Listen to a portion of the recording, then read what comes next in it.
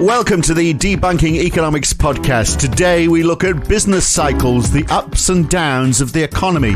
It's something that happens, but what are the causes? Is it an intrinsic part of the functioning of an economy, in which case, why can't we stop it happening?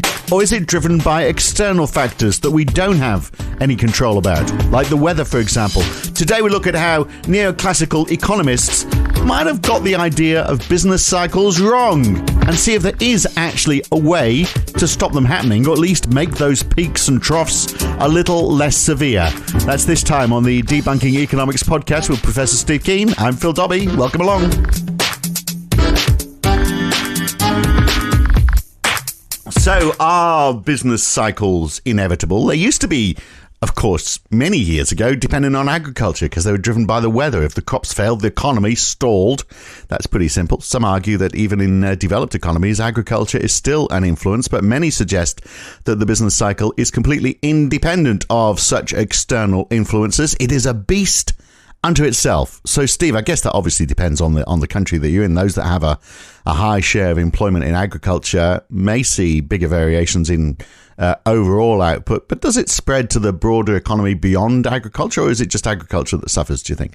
Well, no, everybody suffers from this. This is one of the key defining features between a neoclassical vision of the economy and a realistic one. And the neoclassical one is pretty much says, well, you've got to look for exogenous shocks that are going to cause volatility. Otherwise, we'd be sitting in a nice, comfortable place called equilibrium. Ever been to equilibrium? No, but you speak so badly about the place, I don't feel the need to go.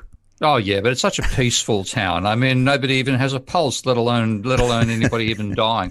But the equilibrium, which is the location of the capitalist economy would begin except for exogenous shocks, is in the conventional view disturbed by exogenous shocks. And of course, what are exogenous shocks? Well, they're things that come from outside the economy, and of course, solar flares. That sort of thing. Variability in the climate, which of course economics has no impact upon the climate. Let's get that clarified straight away. And therefore, it's all these exogenous shocks. So you're saying under neoclassic theory, business cycles wouldn't exist if we didn't have these shocks? Exactly. And right. That's what's one I was actually thoroughly delighted to see some of the garbage coming out of mainstream economists leading up to the financial crisis, because they had no bloody idea it was approaching. And they were falling to belief that actually got to this little town called equilibrium. And since they're now the Lord Mayors of equilibrium, they could guarantee that we would never have a downturn. There would never be a crisis. And my favourite statement of that came from Lucas when he became, I've forgotten his first, Bob Lucas, when he became president of the American Economic Association. His valedictory speech, which is recorded in the American Economic Review and is freely available for those who would like to have a good laugh, said that macroeconomics developed in the 1940s. Now, that alone is bullshit. It started in the 1930s. And if you look at Marx, it started in the 1870s. But macroeconomics was invented in the 1940s as a way of working out a way to manage the economy to avoid the terrible events of the Great Depression. He said, my main point today is that we have succeeded in that task. The task of eliminating serious economic crises, and which he really meant recessions, period, has been eliminated for many years. And now it's a case of optimizing macroeconomic theory. We don't need to worry about the business cycle anymore. Well, when did he say that? 2007. Yes, he didn't say not worry about the business cycle specifically, because that would be admitting there's a cycle. Right. And that's really hard.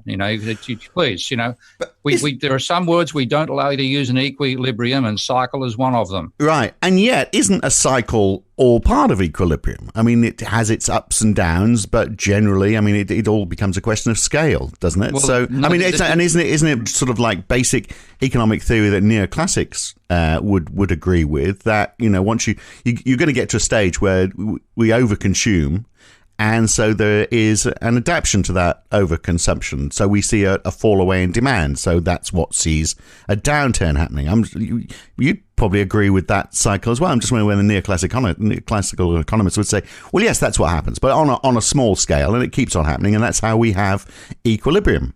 Nope. They don't.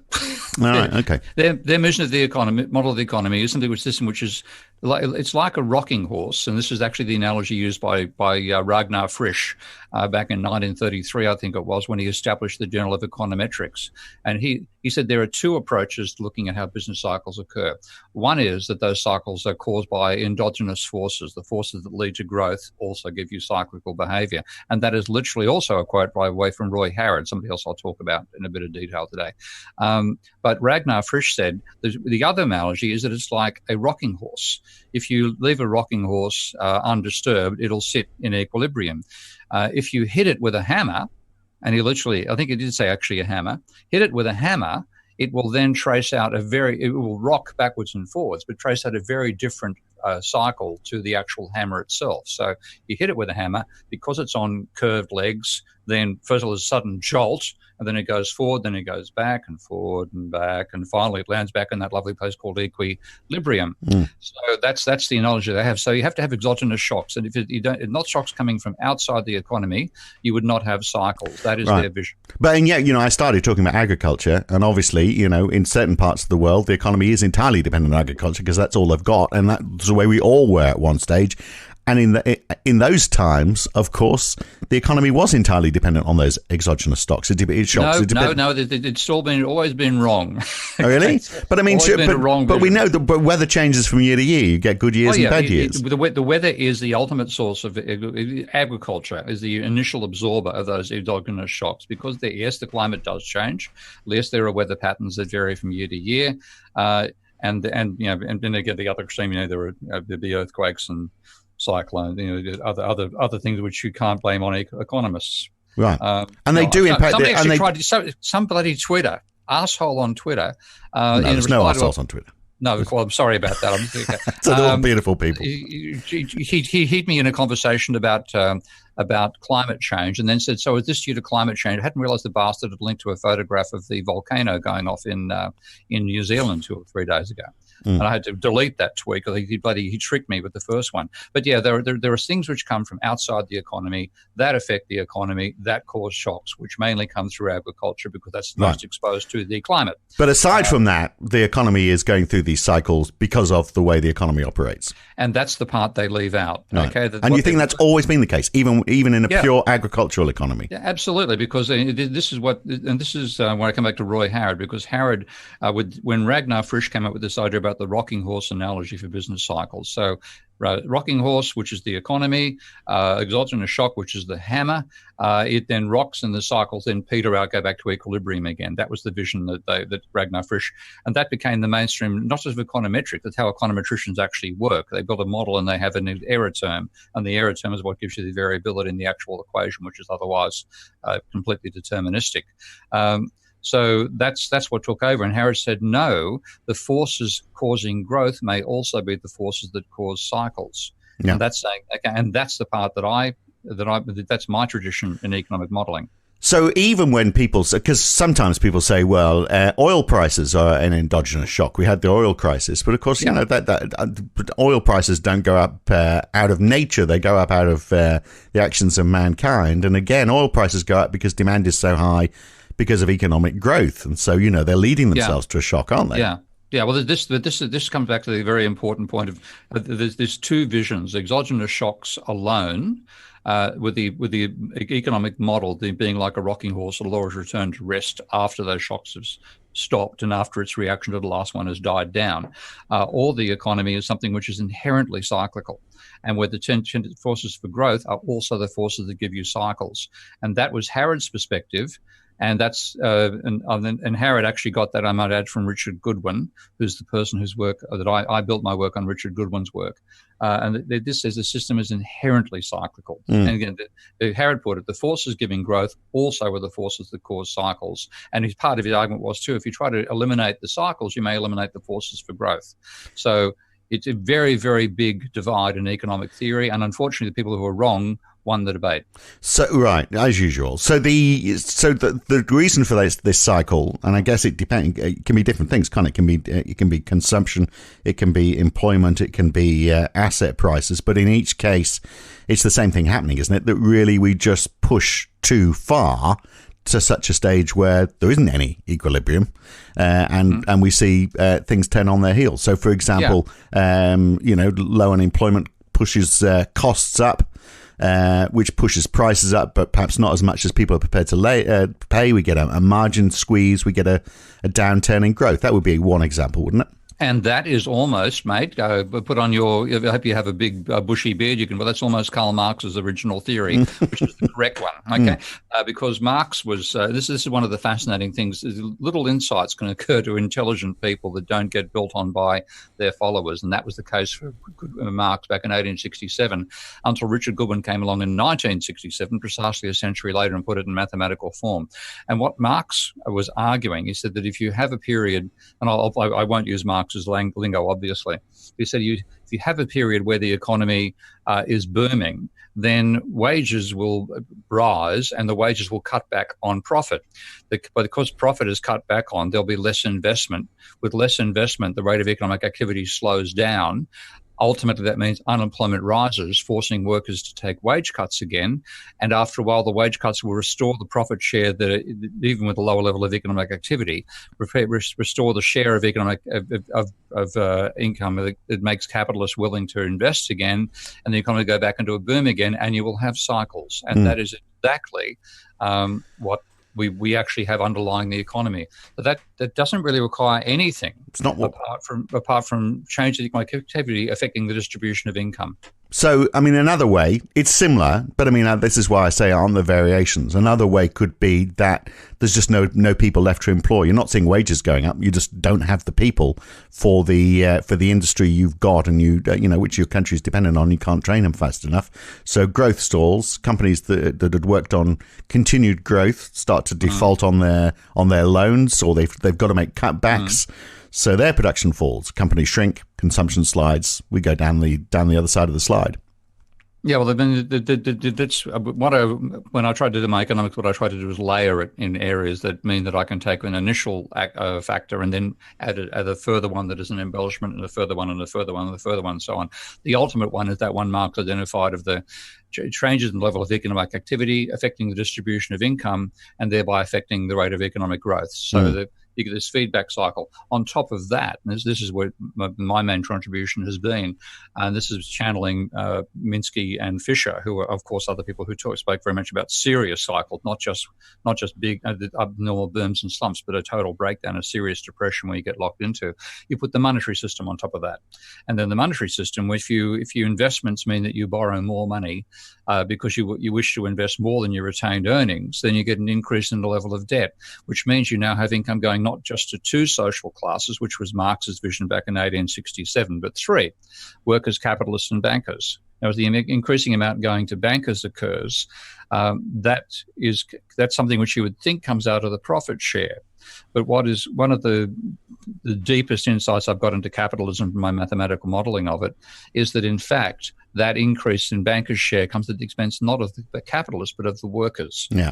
It's not immediate. It happens over a series of booms and busts. So during a period of growth, the company says, oh, this is great. The economy is going gangbusters. Let's invest more and more so we can make the most out of it. So they get more loans from the finance sector. They've got bigger payments back to the finance sector. Which actually boosts up the level of economic activity again, because rather than being restricted to investment retained earnings, you can invest retained earnings in plus new debt plus credit, and that gives you a larger level of economic. So your booms are more extreme when you're at the financial sector inside. So you start off with a basic cycle of income distribution. You add in, then when bankers are in there, that cycle gets more extreme. And the third factor, and this is a point that Minsky identified, is that over time, there's a ratcheting up effect on the level of debt. So in the boom, you borrow money. The amount of money you borrow depends upon expectations of a future that doesn't eventuate. Yeah. So you borrow more in booms than you can pay back in slumps, and then you get a ratcheting up effect, and then finally get the sort of Minskian crisis.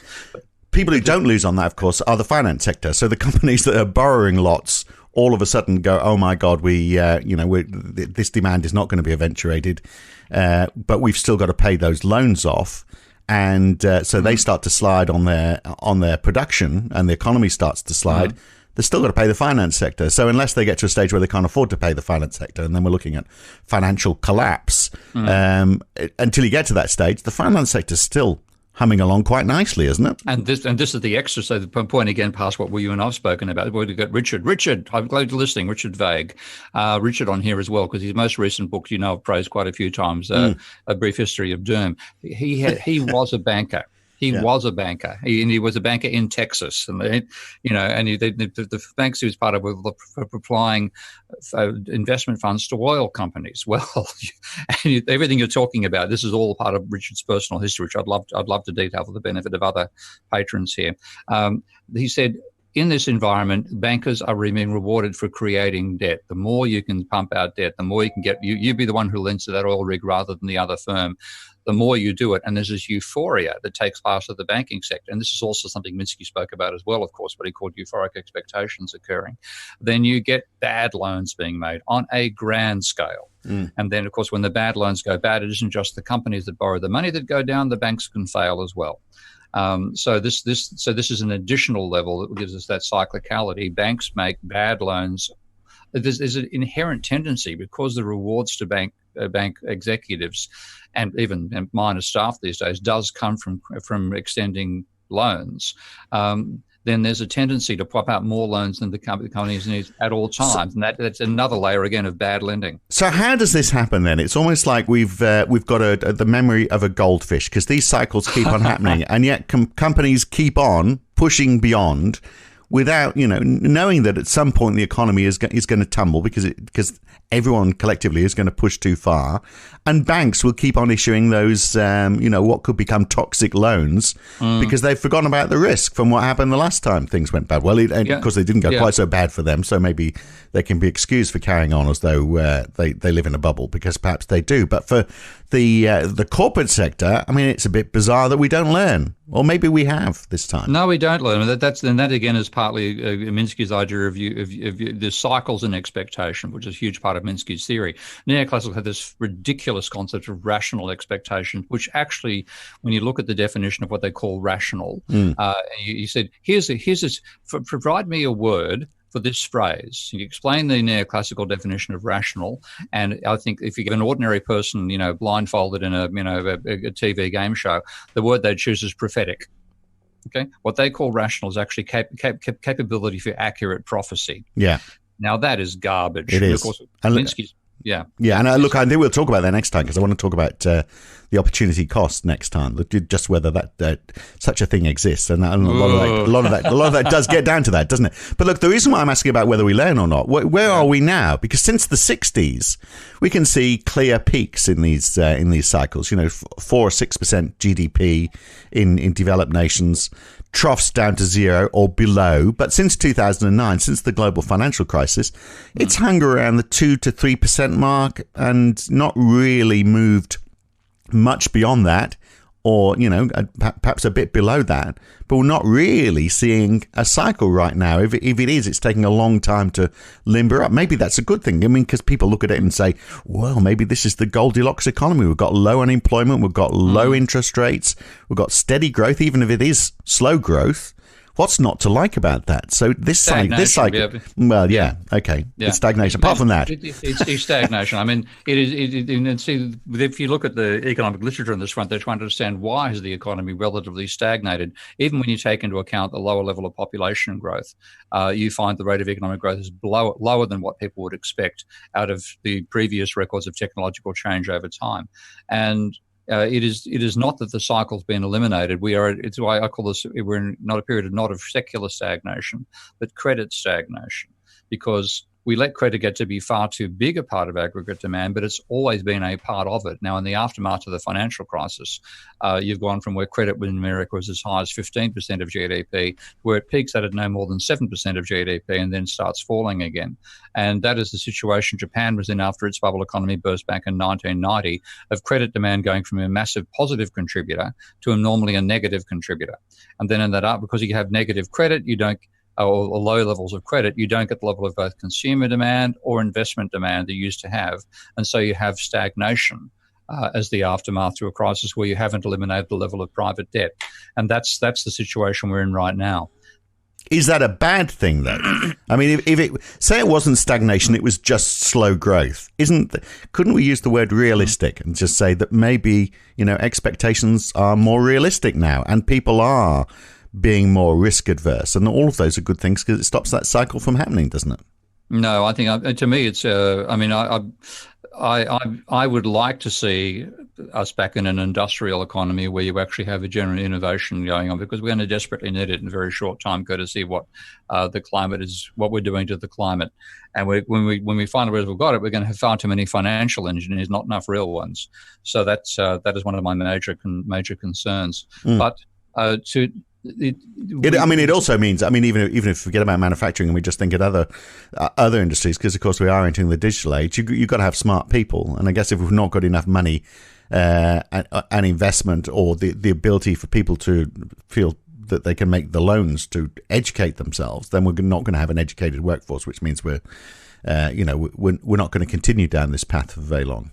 Yeah, I don't think this is Valhalla, put it that way. So, and the cycles have been overwhelmed to some extent by the scale of QE and the low interest rates as well.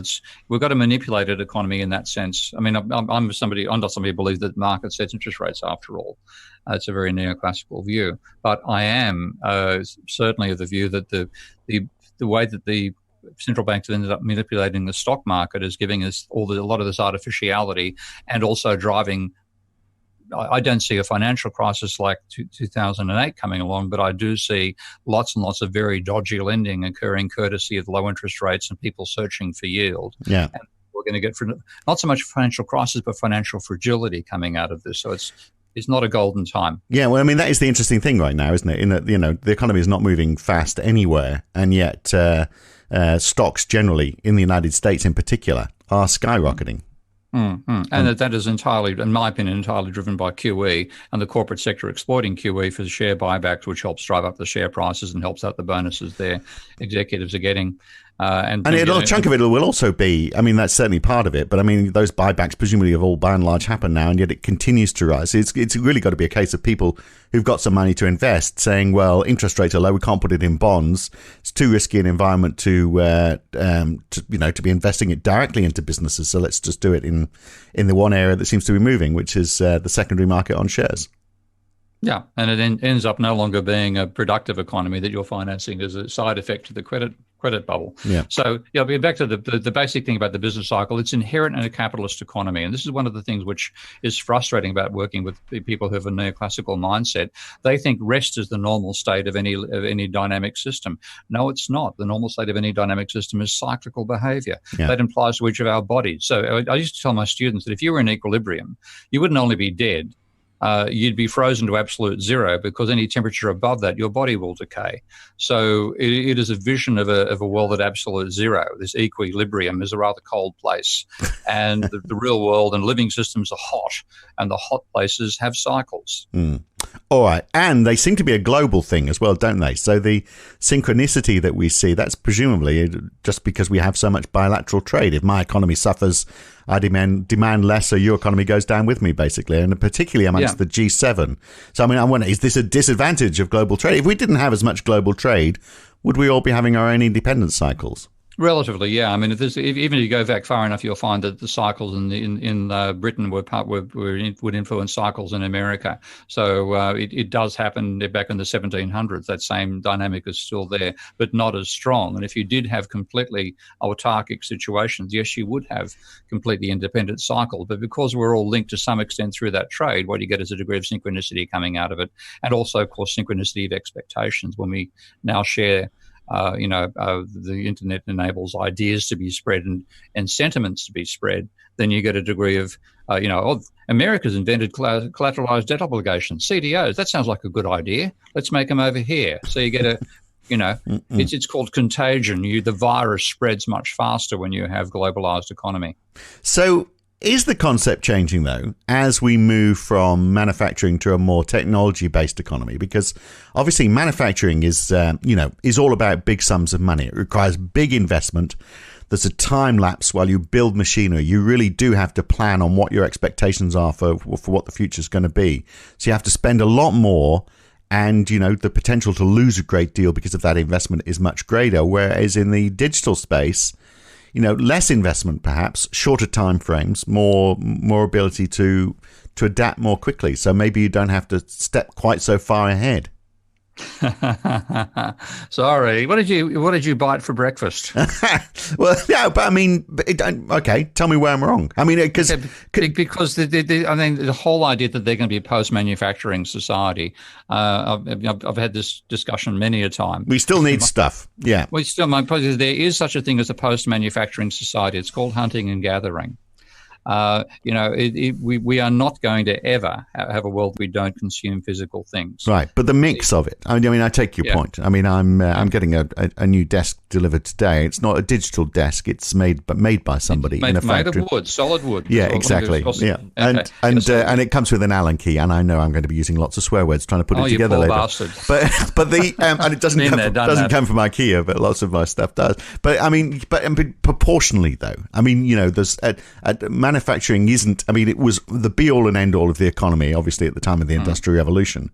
Now, aside from the emerging finance sector, which obviously we think is a bad thing, the growing control that it has, there is this digital landscape, which is taking on a bigger proportion of the economy. So as that becomes more dominant, I'm not saying manufacturing disappears. I'm just saying its influence becomes less. Well, there's the partner factor there, but you and I don't know how far back your history goes in Australia, but do you remember the company called Imagineering? They name vaguely familiar, yeah. Okay. I love the fact that you never became Jamie Packer, of course. Yeah. Okay. Jamie Packer ended up losing a large amount of money. I think it was actually Optus, wasn't it, at some point? But this is an example. Imagineering is one of the first major distributors of computer software, and computer software was growing at 80% per annum at the time, something like that. Maybe 20% per annum at least. Well, to actually expand and have the stock of physical units to send out, Imagineering is growing at 80% per year. And then the rate of growth of the computer industry slowed from, say, 20% to 15%. And Jody Rich, and I love that name, Jody Rich, R-I-C-H. For a while. Was bankrupt. Yeah. We've been highly challenged anyway when Imagineering went down. So the volatility, partly the growth rate of that area can actually add to some of the volatility as well, because again, you've got to borrow. Well, that's what happened around 2000, wasn't it? When we basically had the .com bomb. Yeah. So far from us insulating, it actually gave us the second largest financial crisis in the post-war period. So we're not going to get away from it. And fundamentally, as I said, still, we can't live on bytes. Yeah. Can we soften the blow of these business cycles? Is there anything we can do through public policy, for example, to say, well, okay, we can see where this is heading. Can we, if we can't get rid of the cycles completely, can we lower the peaks? We can lower the peaks. I mean, what we've actually done is actually lower the heighten the troughs more to the point. Yeah, well, we've got to lower both sides. I mean, partly, again, Minsky's vision was that the government role should be to be like an air conditioning unit in a house. When the house gets hot, the air conditioning cools, and vice versa, and do it as much in an automatic way as possible, rather than being a policy-driven thing, because policy will always be running on lagged information, so you might actually make the cycles worse. So, what's the air conditioning unit? What kicks in then? Government spending. Yeah. And this is Minsky's explanation of why we hadn't had a huge financial crisis between 1945 and 1982 was the government was about, in terms of proportion of the economy, of the order of 4 times the size that it was before the Great Depression and the Second World War.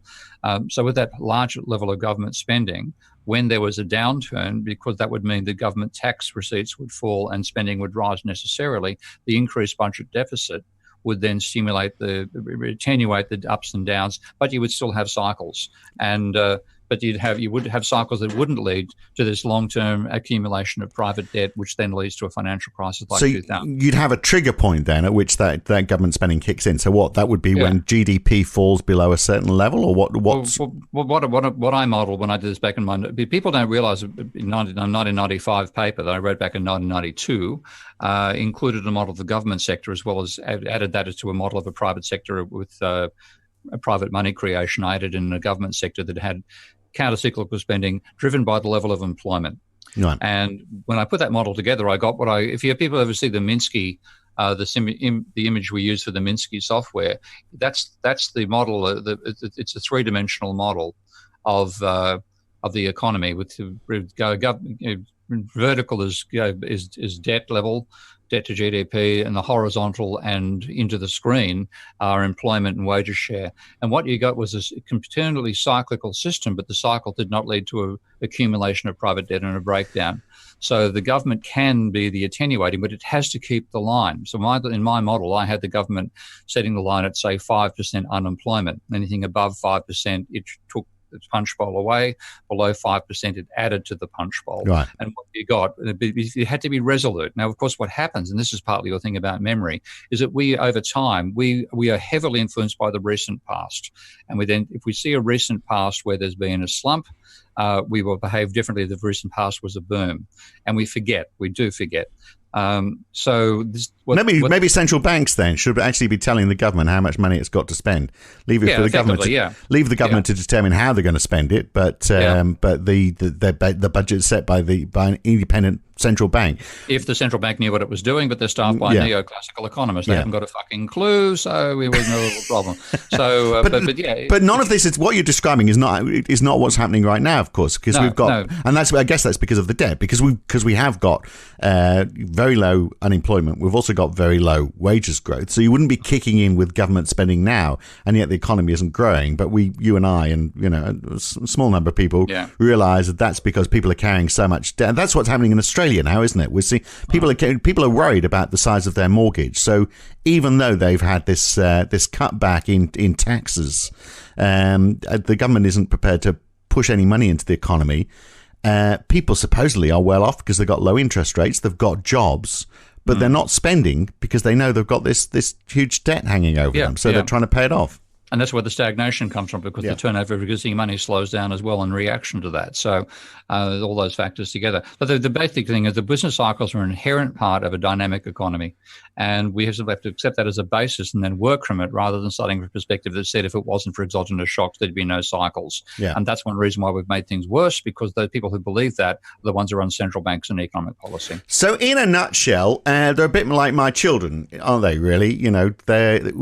We love, when they're on the up, that's all good and we love them. But like my children, they just don't know when to stop. They'll just until you reach breaking point, and then it's just a downward spiral, and then you have to make up to them, and then it's all on the up again. Indeed. That's a pretty good summary of the economy. And my family.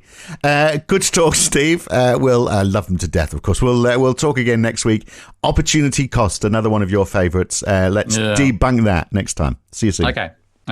And that is going to be the last one before Christmas, by the way. Look, this has been a free one. Normally you have to be a subscriber to hear these podcasts in full. Occasionally we allow you to hear one in full just to tempt you in, because we do one of these every week. So if you'd like to subscribe, you can do that at debunkingeconomics.com or become a supporter of Steve Keen on Patreon. Go to patreon.com/Prof. Steve Keen to get access to, a couple of hundred half-hour chats between me and Steve Keen. I'm Phil Dobbie. See you again next week. Thanks for listening.